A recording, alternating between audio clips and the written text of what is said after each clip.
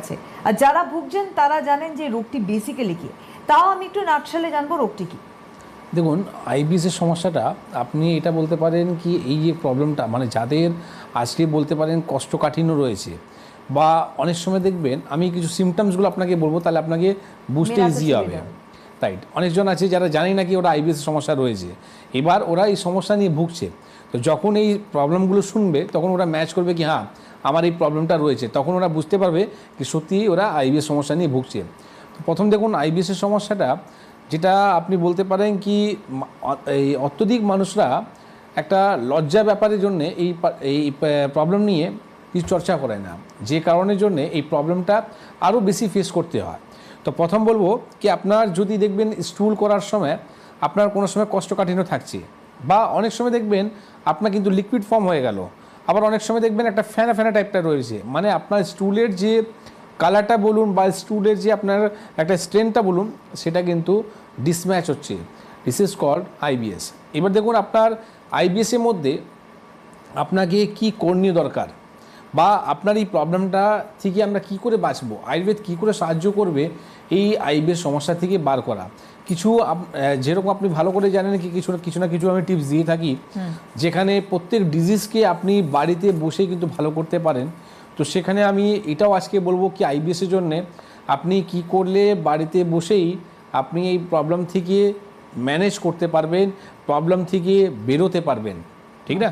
তো এই ম্যানেজ করাটা বা প্রবলেমটাকে সলভ করাটা সমস্যাটা শুধু দেখুন যে যখন আপনার সিভিয়ার জায়গা হয়ে গেল, তো সেই জায়গাতে অবশ্যই আমার যে টিপসগুলো রয়েছে সেটা সাহায্য করে, কিন্তু যখন সিভিয়ার জায়গা পৌঁছে যায় তখন কিন্তু আপনাদেরকে ট্রিটমেন্ট করতে হয়, যেটা আয়ুর্বেদ মধ্যে সংঘারণী বলা হয়। এই যে সংঘারণী যে ওয়ার্ডটা যেটা রয়েছে, এটা হচ্ছে কি আপনার পেটের মধ্যে যে আপনার দেখবেন মিউকাস মানে এটা কি, মানে আপনি বলতে পারেন সরল ভাষায় সর্দি, মানে আমাদের যে কফটা বেরোয় না, ঠিক ওই রকমই যখন দেখবেন আপনার স্টুলের সঙ্গে যখন ওই রকম আপনার কফ মতন আপনার যখন বেরোচ্ছে, তার মানে আপনি ভেবে নিন এটা কিন্তু আপনার আমাশা রয়েছে, রয়েছে। এবার এই প্রবলেমে আমাশার শত্রুটা কি, আমাশার শত্রুটা বলা রয়েছে বেল। যদি আপনি বেলে যদি শরবত যদি খেতে চালু করেন, বা বেলকে আপনি রোদে শুকিয়ে দিন, তার গুঁড়ো করে আপনি বাড়িতে ব্যবহার করতে পারেন, সেটা কিন্তু মেডিকেল আপনি রেজাল্টটা পাবেন। তার সাথে সাথে ফলের মধ্যে বেদানা রস, মানে বীজটাকে আপনি ফেলে দিন, বেদানা রসটাকে কি করবেন আপনি লিকুইড করে জুস করে সেটা আপনি খেতে চালু করতে পারেন, সেটা আপনার আইবিএসের জন্য খুব ভালো উপকার করবে। তো বেল আর বেদানা জুসটা আপনার ভালো করে। আর একটা টিপস আপনি ভুলবেন না, সেটা আয়ুর্বেদ মধ্যে খুব একটা আলাদা জায়গা রয়েছে, যেখানে আমি বলবো শুধু মানে বলবো কি আইবিএসের জন্য নয়, পেটে যে কোনো সমস্যার জন্যে কিন্তু কাজ করে, যেটা আমরা বলি কি ডেয়ারি প্রোডাক্ট আপনাকে খেতে বারণ করি, মানে দুধ খাবেন না। যে আপনার জীবের মধ্যে মিষ্টি ভাবটা আসছে সেটা থেকে আপনাকে অ্যাভয়েড করতে হবে। তো মিষ্টি আপনাকে বন্ধ রাখতে হবে, ডেয়ারি প্রোডাক্ট বন্ধ রাখতে হবে, অ্যানিমাল প্রোটিন বন্ধ রাখতে হবে, তার সাথে সাথে বাইরের জাঙ্ক ফুড ফাস্টফুড বন্ধ রাখতে হবে। আপনাকে করতে হবে এক্সারসাইজ, 5 থেকে 10 মিনিট আপনি বার করুন, যেটা ফ্রি হ্যান্ড এক্সারসাইজ করা। আর তার সাথে সাথে খাওয়ার পর সঙ্গে সঙ্গে আপনি বিছানায় যাবেন না, মানে সঙ্গে সঙ্গে ঘুমোতে যাবেন না, অ্যাটলিস্ট 1 আওয়ার আপনি হাঁটুন, একটু নড়াচড়া করুন, তারপরে আপনি কিন্তু ঘুমোতে যাবেন। এইটা প্রবলেম করে যারা খেয়ে সঙ্গে সঙ্গে শুয়ে পড়ে, তখন কিন্তু দেখা যায় কি আইবিএস সমস্যা না আরও বেশি বেড়ে যায়। তো আপনি এটা করুন। তার সাথে সাথে বলবো দই ঘোল।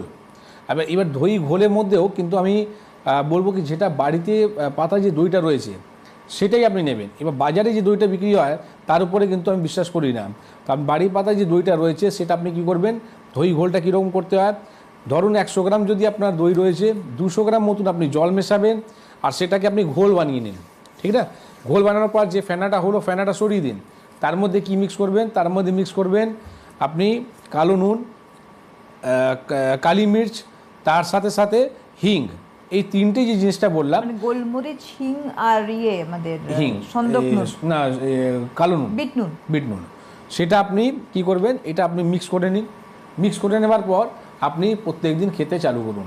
তাতে আপনি দেখবেন আপনার গ্যাসের সমস্যাটা মিটে যাবে, পেট ফুলে যাওয়ার সমস্যাটা মিটে যাবে, আইবিএসের সমস্যার মধ্যে দেখবেন এটা ম্যানেজ করতে পারবেন এই জিনিসটাকে। এর সাথে সাথে একটা প্রবলেম আরও ফেস করে আইবিএস সমস্যা নিয়ে, দেখবেন একটা মেন্টালিটি, একটা স্ট্রেস কাজ করে। 90% মানুষরা দেখতে পারবেন আপনি অ্যাংজাইটির মতন ওরা ভুগতে থাকে, ঠিক আছে? যখনই আপনি কোনো ইমোশনালি কোনো জায়গা থাকেন, বা ইমোশনালি যখনই আপনি মেন্টালিটি কোনো প্রেশার নেন, তখনই কিন্তু দেখবেন আপনার একটা মোশন ক্রিয়েট করে, তখনই কিন্তু দেখবেন আপনার এই প্রবলেমটা আরও বেশি আসতে চালু হয়ে যায়। তো সেই সিচুয়েশানের মধ্যেও আমি আপনাকে বলবো অ্যাংজাইটি এর মধ্যে আপনার যে এই ফর্মুলাটা আমি বললাম, এটা যদি আপনি ব্যবহার করেন তাহলে অ্যাংজাইটির মতো সমস্যা থেকেও কিন্তু বেরোতে পারবেন।